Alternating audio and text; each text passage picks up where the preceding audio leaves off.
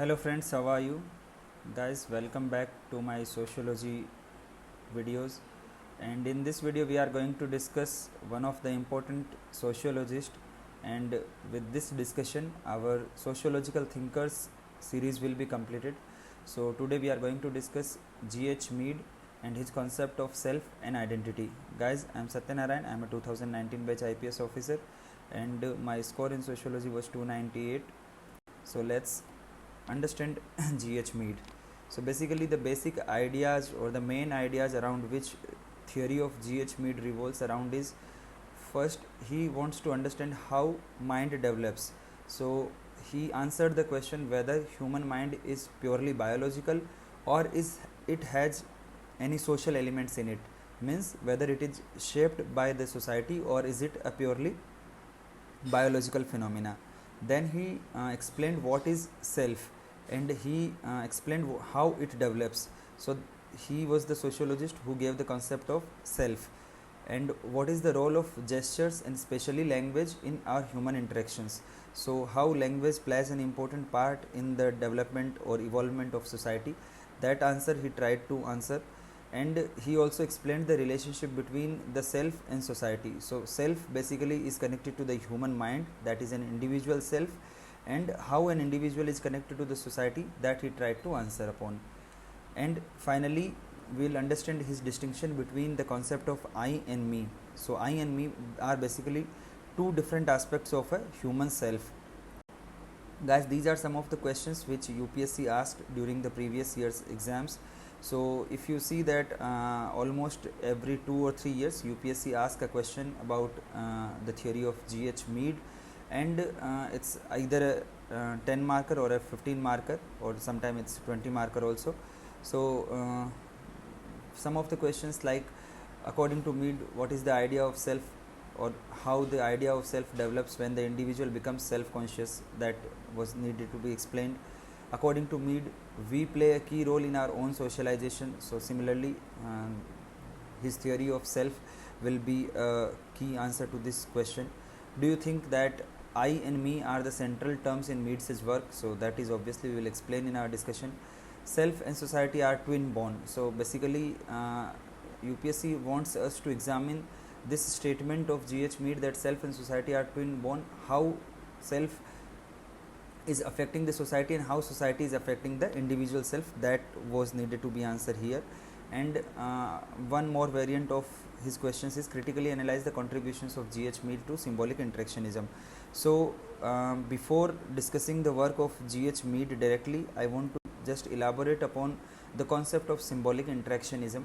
Basically the early sociologist or the classical sociologist, they understood the society from the framework of the social structure. So the early development of sociology discipline, it was predominated by the structural school. Whether you read about Emile Durkheim or you read about Karl Marx, basically they explained that the social behavior of an individual, it was viewed as emanating from the rules and norms which were set by the overall social structure. So if you remember that the work of Emile Durkheim, he said that religion shapes our morality. So basically the rules and norms of the society or the overall social structure, it decides how we behave or how a social behavior is takes place. Similarly, Karl Marx also said that everything is decided by economic infrastructure. So the religion or the overall social behavior of an individual, it was shaped and decided by economic infrastructure. So this school of thought of sociology, it placed emphasis on the overall social structure, that is the society. But instead of viewing individuals as constrained and molded by the society and its norms, symbolic interactionist or the symbolic interactionism as a separate school of thought, it developed in America in around 1930s, and important sociologists were C.H. Cooley. Cooley is an important name. His concept of glass self, looking glass self, which is very much similar to, or it was an inspiration for G.H. Mead to propound his concept of self and society or self and identity. the symbolic interactionist, they prefer to examine how individual behavior creates relationship and to view the individual and society or the social relationships in reciprocal fashion. So it is a kind of a micro study of an individual. So basically all the classical thinkers, they studied the society from macro perspective. So they they gave theories about the concept of religion, they gave about theories about how families function, but nobody emphasized upon how an individual behavior can shape the society. But symbolic interactionists, they tried to study the sociology from micro perspective. In this school of thought, individuals were importantly seen as both subjects and agents and not merely as objects. So the early school of thoughts, they just considered a human being or an individual as a object, and they tried to explain that everything which was behaved by an individual is decided by the outer structure. But you know that Max Weber tried to bridge that gap, and then after Max Weber's work, symbolic interactionism developed as a separate school of thought in America, and later it was developed by various sociologists. Another other than G.H. Mead, another name which is important is Herbert Blumer. So guys, if you want me to explain concept of C.H. Cooley or Herbert Blumer, then you can comment down so that I'll explain their concept. Otherwise it is not directly needed to answer the question about G.H. Mead, but if you want me to make these videos, then for your sake I'll take out some time and make videos upon that. So I hope that the concept of symbolic interactionism is now clear to you. So G.H. Mead was very important founder of this school of thought, and his main premise of his theory is that development of self and consciousness. So basically how a human mind develops. So he explained that the concept of self, it emerges not by itself but through an interaction process with others. So Mead argued that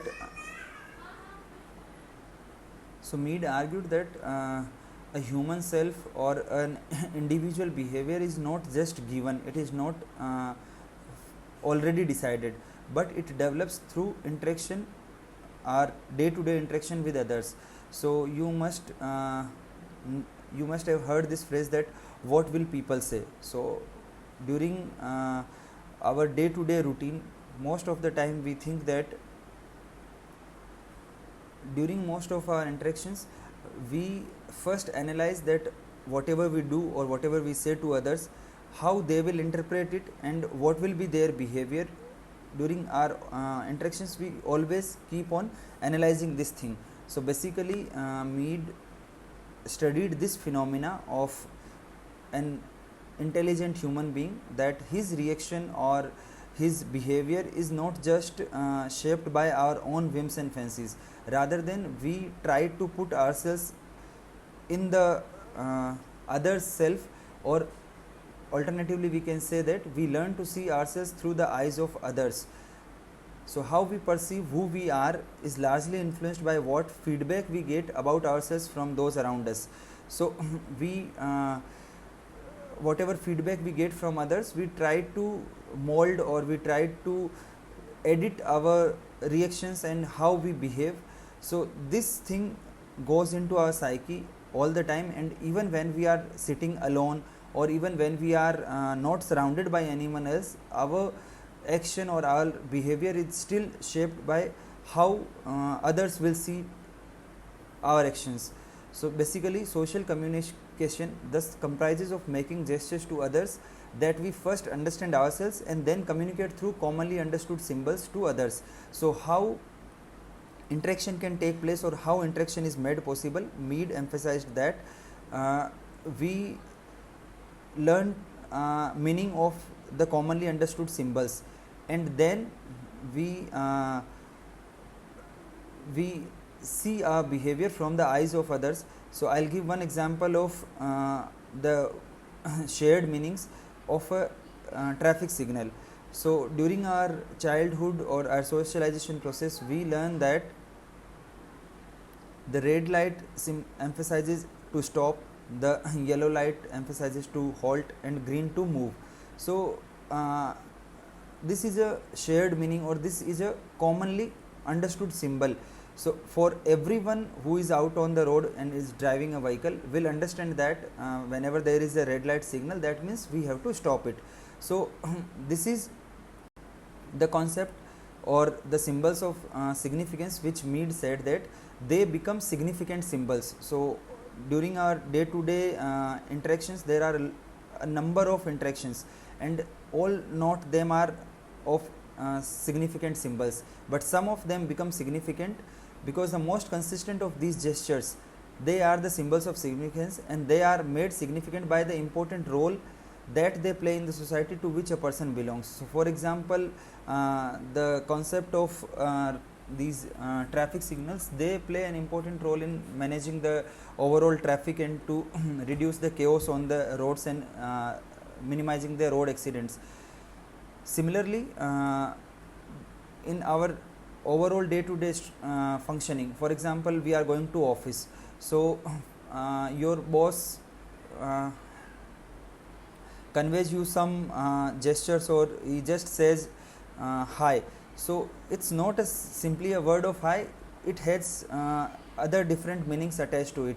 If he calls you during the morning times, then it may means good morning, it may also mean a morning meeting, or it may mean many other things. Similarly, if he says hi in the evening, it may meaning a different thing. So significant symbols, they are both often repeated and universally understood. So what one person understand about a symbol, the same meaning is conveyed to the other person. So basically this is how our day to day understanding of self develops.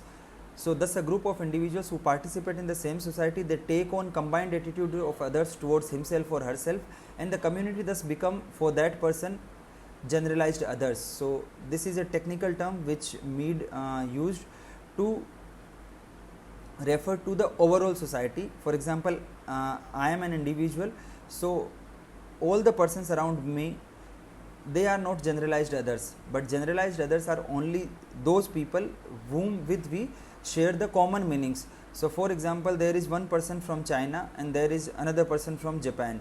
So bowing down in China may mean something different, the gesture of bowing down, and it may mean something different in a Japanese society. So if a Chinese makes a gesture of bowing down, the Japanese, if he doesn't understand that the same meaning of bowing down, then this is not a generalized other. So this Chinese is not a generalized other for a Japanese, but if both of them understand that the meaning of bowing down is similar, then they share a common symbols, or they share a common terminologies, and that is what was explained as generalized others by G.H. Mead. So thus even when a person is by herself or himself, she will behave as if others were present, and the behavior will also be conditioned by the universal presupposed presence of the generalized others. So our behavior or our social actions, they are shaped by the thought that our generalized other is continuously watching us, and our behavior will be continuously analyzed and assessed. So that's how we react. So like if we are sitting alone in a park or walking on the road, we will still behave according to how we are supposed to behave in response to the combined expectations of the society at a large. So for example, I visit a temple, and my society prescribes that I should take out the shoes or slippers outside the temple. So even if someone is not watching me, or even if someone is not monitoring or controlling me, then also I'll take out my shoes and walk into the temple barefoot. So that is internalized in our social behavior. So in other words, we can say that most of the time we expect others to do what would we ourselves will do in that similar conditions. So that's how interaction in a society or social interaction is made possible through the exchange of similar meanings or gestures which have similar meanings. Now Mead, after explaining how the phenomena of self develops, he tries to connect it with the society. and during that process he brings out this concept of the link between self and society by explaining what is role taking. So G.H. Mead wrote a book, Mind, Self and Society. Although he didn't himself write this book, which was it was published after his death posthumously by his disciples or by his students, but major work of G.H. Mead is written in this book, Mind, Self and Society. It was written in 1934. He describes that how individual mind and self arises out of the social process of interaction. So this concept of self, it is not presupposed or it is not given, rather it develops during our process of social interaction, and those interactions are made possible by the existence of common symbols and is actually accomplished by the process of role taking. So role taking means a person assumes the role of the other person, and then how the other person will analyze my behavior, then he acts accordingly to that expectations. So we can say that most of the time we behave in the expected manner of the overall society. So this growing up of the sense of self, it develops in two stages, basically during the childhood stage and during the adulthood stage or later stage. So in the first stage, the infant observes the responses of those close to itself. So during our infancy or during our childhood, there are not many people surrounding us. So there will be our close family members, or when we visit a school or when we go to school during our childhood, the teacher and the student community, which is very small in numbers. So that limited number of people will affect our behavior. So the sense of self is formed by the organization of the particular attitudes. So those very small number of people, their attitude is referred as particular attitudes of the specific persons towards it. Mead termed this stage as play stage, and then he differentiated it with the mature stage, and he said with maturity the specifics combine to form the generalized others, means the overall broader society, that is the community as a whole. However, this does not mean that there is only one way interaction of formative experience takes place. He said that society affects individual and individual affects society. So this relationship is reciprocal and it is never one-sided.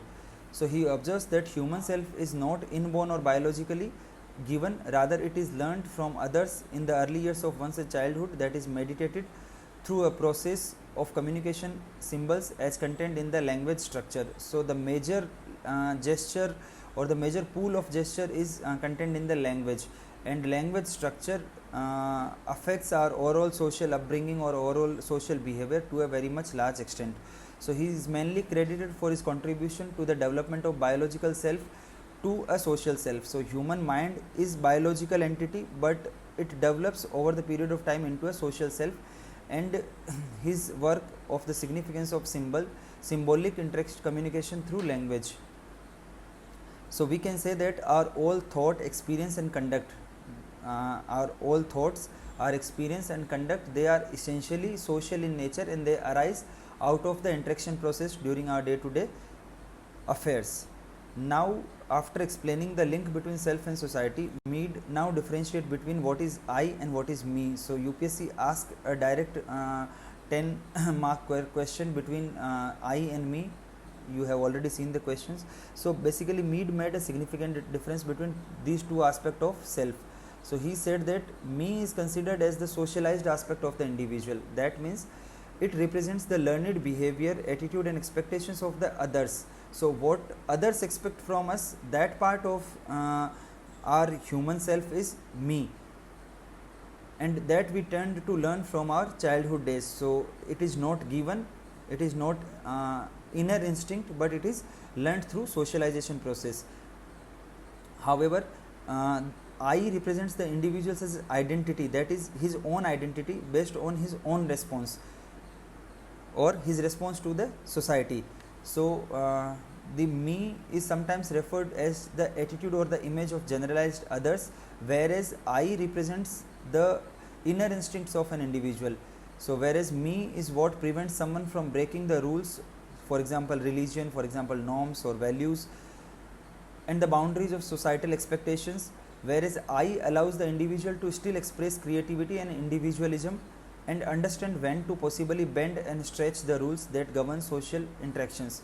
So I'll give example about the sexual behavior of an human being.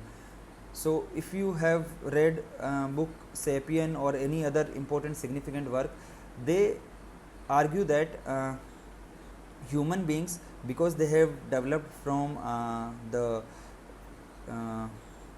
gorilla community or the ape community, they say that they are basically promiscuous, means individual sexual behavior is the inner instinct is that they marry with many people, or they indulge in sexual intercourse with many different people, whether male or female. But our society, or particularly the Indian society, the values are that the value of loyalty. That means you are loyal to your partner and you do not indulge in sex with any other different person outside your marital status or your marriage. So that me part, which stops the individual, or which prevents the individual from indulging in extramarital affairs or in in sex with others, that is the me part of an individual, rather than his inner part is that he wants to develop relationship with many people or with many male or female. So that is the I part of this self. And whenever there is a freedom, or whenever there is an anonymity, the individual, they try to breach those limits, and they try to express the inner part of that human agency. So this part of ourself allows human beings to go for innovation and stretch the inflexible boundaries of our tradition, customs and regulations, and that allows the social change to take place. So if me is only the dominant part, then the society will become static. There will not be any societal change, there will be no social change taking place. But it is the flexibility, or it is the I part of the self, which allows the individual to go for the innovation and bring out social change in the society.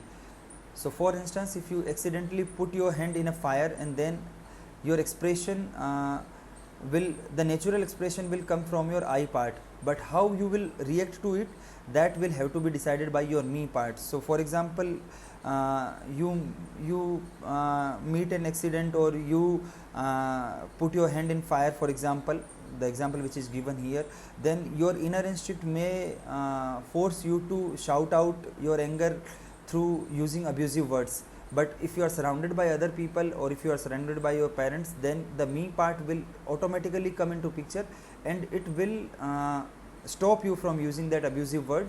So that is the basic difference between me and I, and there is a constant play of me and I during our all the actions, during our all the decisions, and in our overall social behavior. So this was the concept of self, and the two aspects of self, that is I and me. Now we can finally summarize the work of G.H. Mead, the symbolic interactionist. So Mead's theory of symbolic interactionism, it connects the individual to the society at both the micro level of interpersonal interactions, and through the use of role playing and norms, providing legitimacy to the social statuses, to the larger social structure. So basically, through his theory, Mead connects the self or the individual to the larger society, and he observes the individual behavior from the micro perspective rather than viewing it from the macro perspective of the structure deciding the agency. It also links the physiological self to the social self. So that is, I already explained that a human brain or a human mind is a biological entity, but how it becomes social, it was explained by G.H. Mead, indicating how concept about one's own self, they are conditioned by how others will perceive us and what is expected by the society from us. So we can summarize that all our human behaviors or our social behavior is shaped by the expectations of the society or the expectations of the generalized others. So thank you so much guys for watching this video. I hope that there are no doubts remaining after this complete discussion. Even if you have any doubt, you can come write down then in the comment section, or if you want me to make further videos on the stratification or religion or family, then you can, because the UPSC mains is approaching. So guys, if you are a sociology student and if you want me to make a explanatory video on any concept, then you can write down in the comment section. Thank you so much guys, have a nice day.